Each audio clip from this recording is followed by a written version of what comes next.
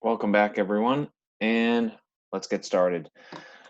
Today, we are starting our new unit. We're going to go through it really quickly. You're going to get really just an overview of foreign affairs, and we're going to start by brainstorming problems or challenges that involve more than one nation, more than just one country. What are some problems that you can think of that spill over borders?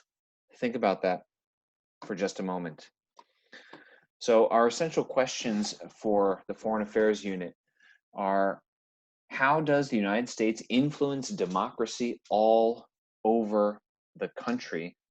And why do, that should say all over the world, and why do other countries look to the US as a model for democracy?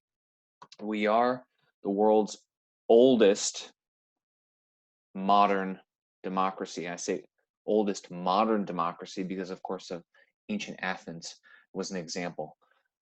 They were a democracy for a period of time, and then they stopped, and there were thousands of years in between. So we're the oldest modern democracy in existence.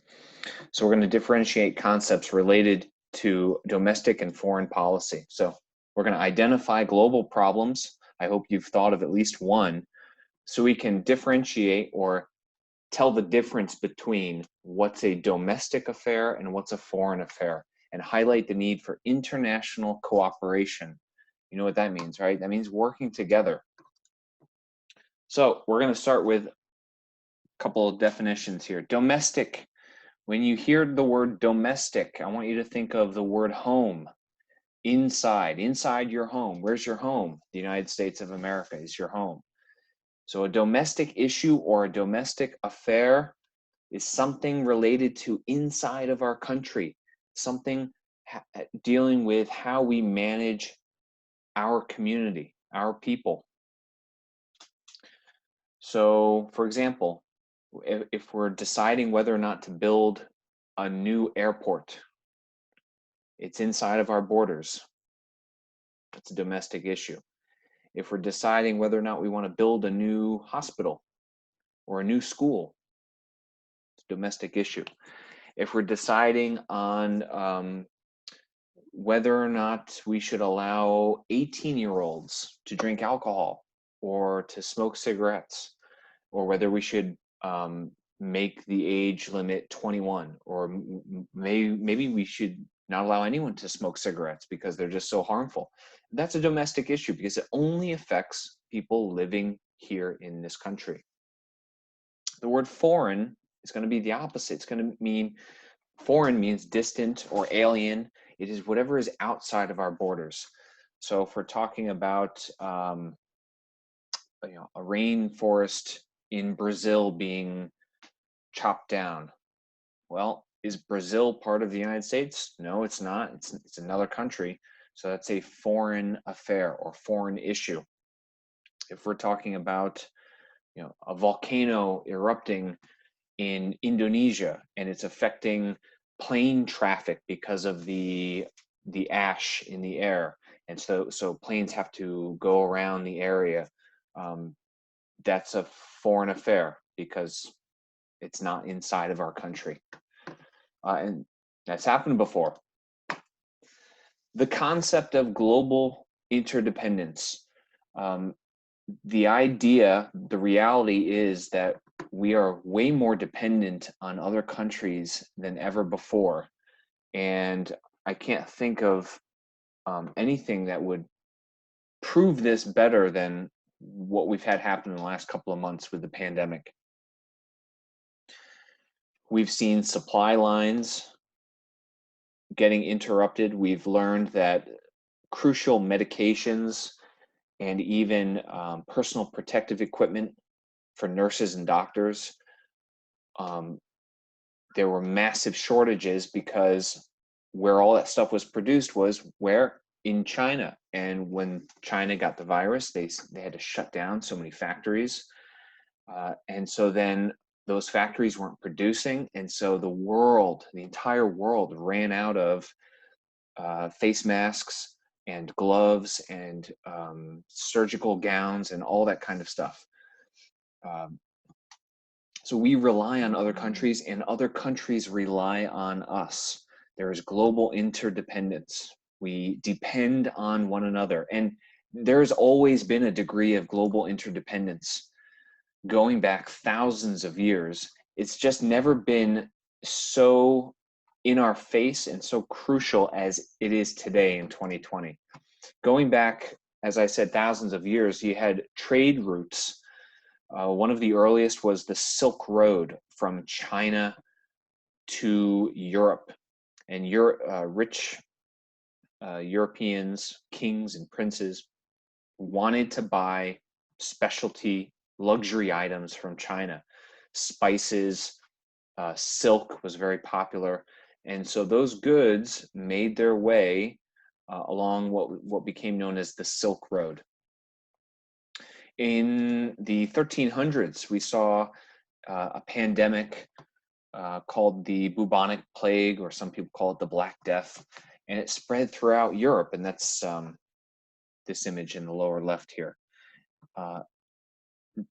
They think that this virus originated in Asia somewhere, and it spread because of trade routes, sailors, and rats and fleas hiding on ships.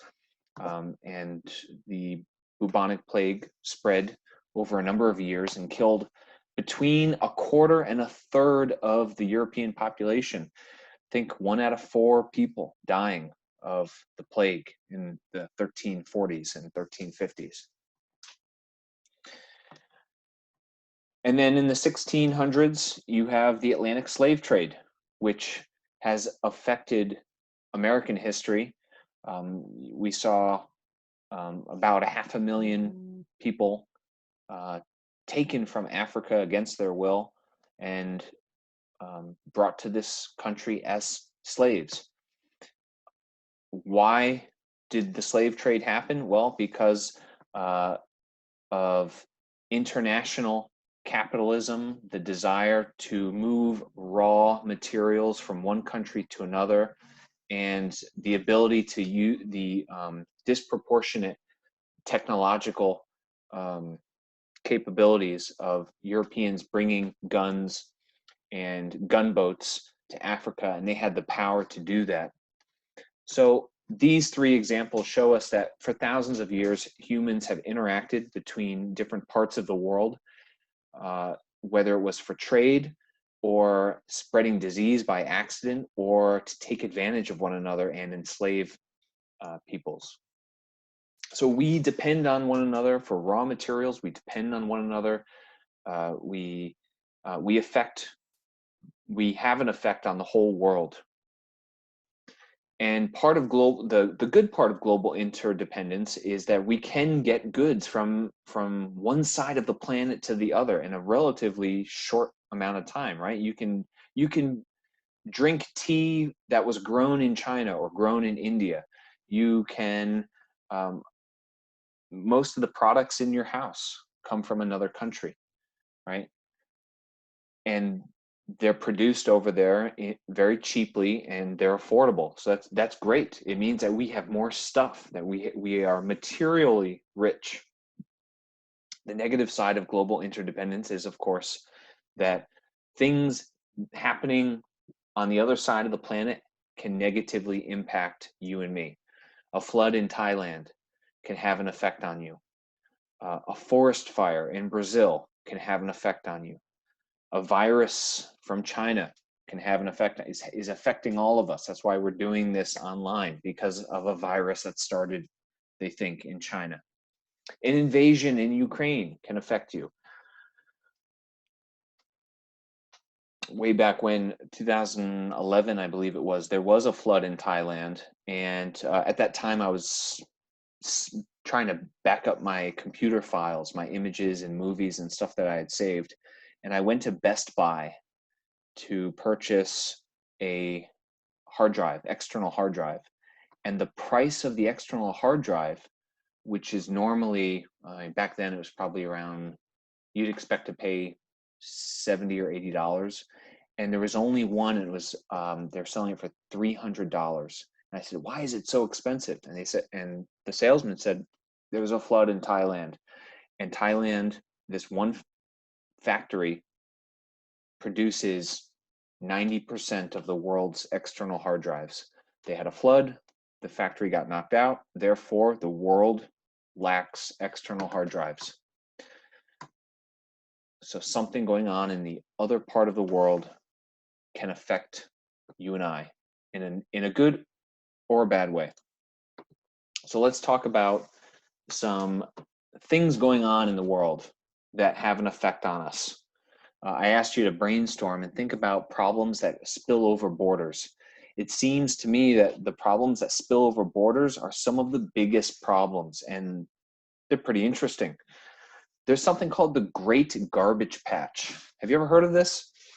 There are these gyres in the ocean, the ocean currents. The ocean is always moving and swirling around. And there's so much garbage in the ocean that these gyres, or the movement of the ocean, has created these garbage patches, these patches of garbage and microplastic that is hundreds of miles long and hundreds of miles wide. And it contains toxic chemicals and plastics. Sometimes they're big pieces of plastic, but sometimes they're just called microplastic. It's ground down to these tiny little particles, and the sea life is eating this stuff, and they're dying from it, or they're getting worse, they're getting poisoned from it. And when those fish later on get caught and they're turned into, a can of tuna fish or whatever seafood, then we are eating it. We are eating plastic. We're eating these chemical stuff that is being consumed by the sea life. So what do we do about this? Who owns the ocean? We don't. America doesn't own the ocean. So how can we possibly clean it up? And if we were to spend our resources cleaning up the ocean, but some other country, we're still dumping plastic and other garbage, then we would be spending our time and money for nothing. We need to work together to clean up the oceans. And that's going to require us cooperating and getting other countries on board and saying, hey, this is a problem. You need to understand it. And we all want to not only clean up the oceans, but stop polluting it in the first place. Not an easy thing to do. Next is air pollution and smog. On this image here, you can see in this city in China, on a good day, meaning we've got a high pressure system and the air is moving along rapidly, there's crosswinds, the air is nice and clean and you can see off into the distance. But when there is a low pressure system and the air is just kind of hanging in the air and the air is not moving, the smog stays in the air, the smoke, the chemicals, the hard metals in the air, and it just hangs over the city like a warm, wet blanket. And if you go outside, you are breathing that into your lungs, those hard metals, and they're just destroying your body, killing you slowly. Not even that slowly. Over 1 million people die every year from respiratory illnesses because of this horrible air. And guess what? The air doesn't stay there. No one owns the atmosphere either. So on this image, you can see a satellite image of Eastern China. China is the mass producer of so much of the world's goods, and those factories produce bad air.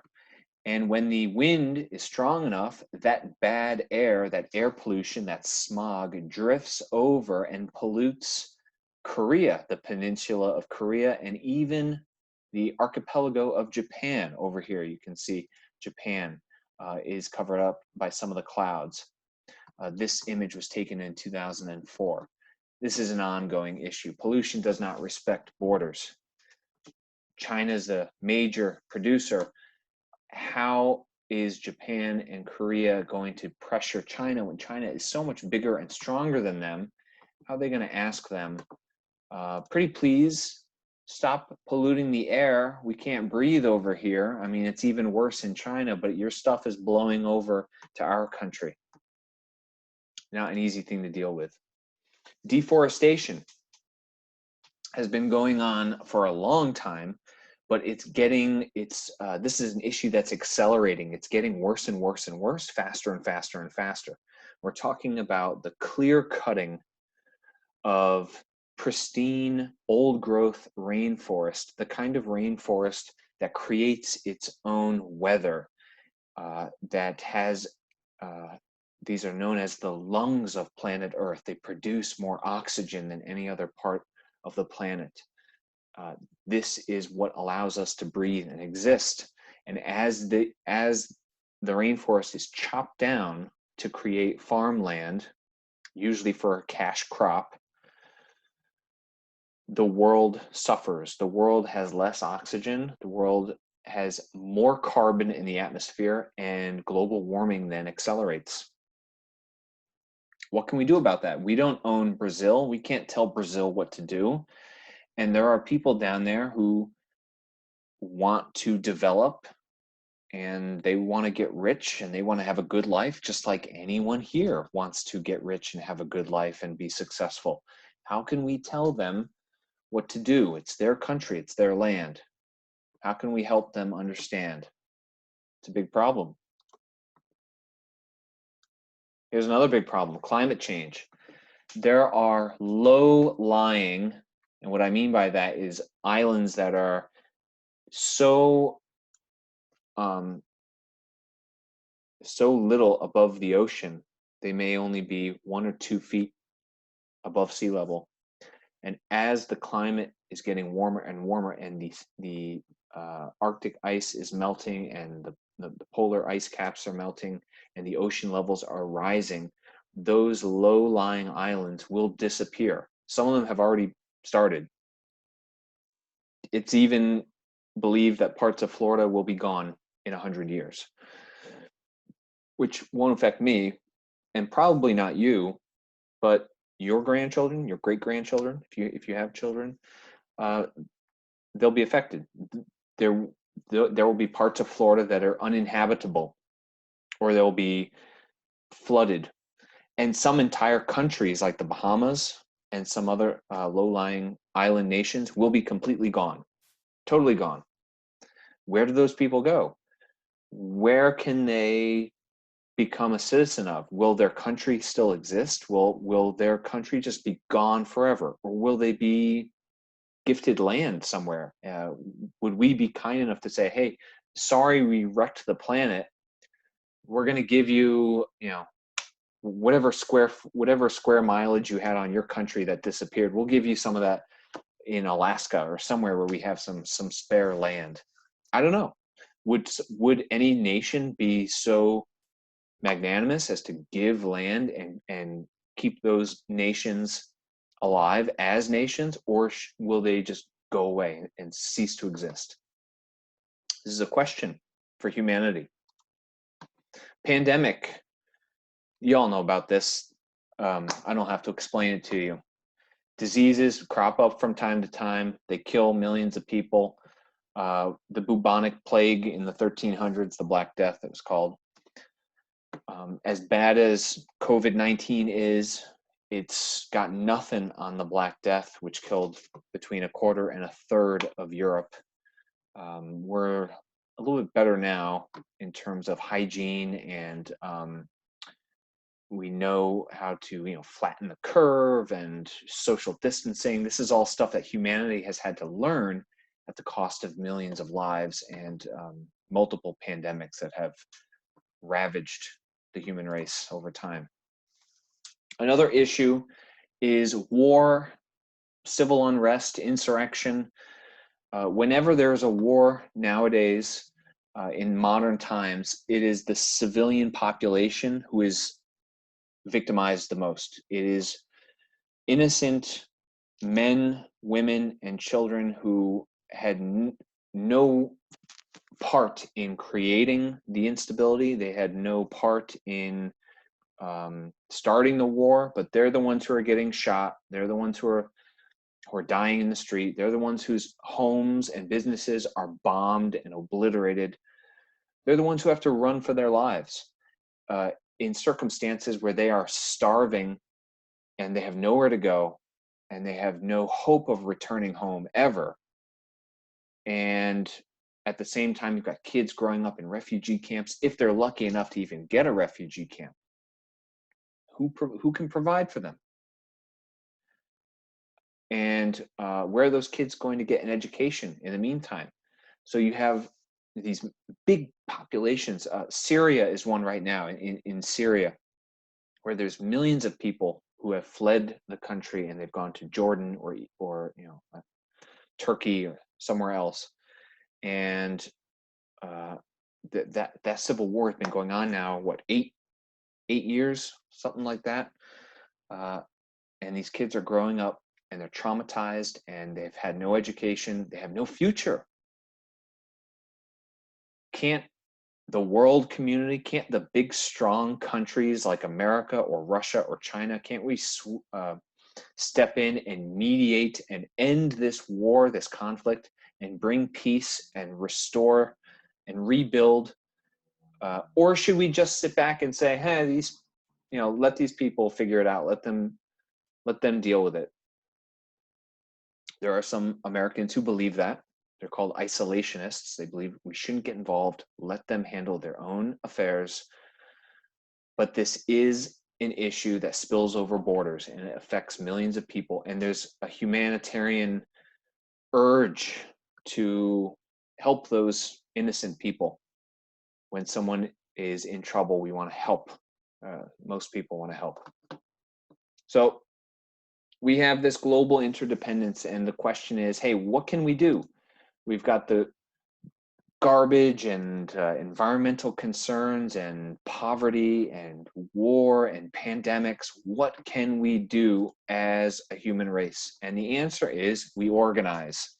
We can organize and solve problems together. We can improve the lives of humans living everywhere. We can improve the environment. We can find solutions to problems. We just have to use our neocortex part of our brain. We've got to think things through and talk to each other. Not easy to do, though. We're not in control of everyone. America is just one small part of the globe. And the world is split up between people who speak many different languages and have different beliefs and values. And we only have our ability to talk and meet with people and try to convince them and try to persuade them that these problems can be solved and that we should try to solve them. And this is done by a specific part of our government. It's done by something called the State Department. The State Department is probably the most important part of the executive branch. And this is where it gets a little bit confusing, and students say, why is it called the State Department? The fact that it's called the State Department makes them think of, oh, the state, like Florida is a state, and so the State Department must deal with the 50 states. No, not at all. The State Department doesn't deal with the 50 states at all. When we say state, we're talking about, think of state as a nation state. The State Department is the part of the government that talks to other countries, other nation states. The American State Department operates what are called embassies. An embassy is like a little slice of the United States of America in a foreign country.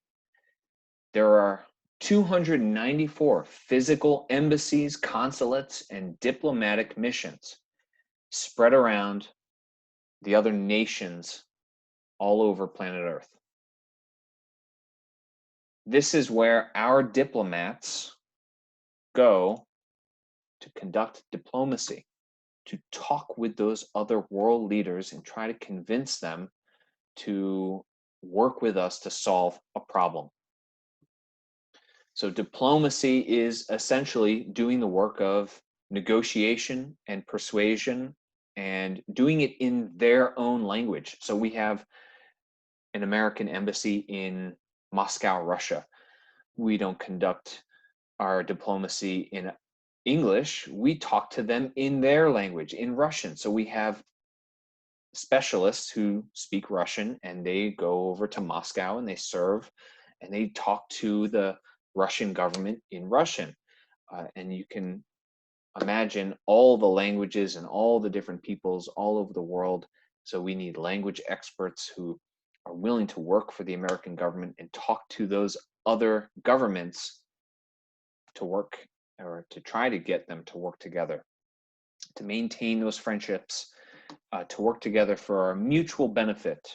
Because when we work together, we can solve problems, and that helps everyone. So foreign relations and embassies are controlled by the State Department. The leader of the State Department is called the Secretary of State. The Secretary of State is fourth in line. They're the fourth most powerful person in the American government. So we've got the president, the vice president, the Speaker of the House of Representatives, and then the Secretary of State. That's how powerful they are. So president, vice president, Speaker of the House of Representatives, popular sovereignty, right? The representatives of the people, very, very powerful. That's all like domestic stuff, though, mostly domestic stuff. And then Secretary of State, super powerful, super important. Fourth most powerful person. We'll continue with this next time. Okay, so that's what I want you to know. We've got embassies, we've got a State Department. Our goal is to conduct relations with other countries in their own languages and work on those issues of global interdependence. How can we help each other? How can we solve problems? Thank you for your attention. Have a good day, everyone.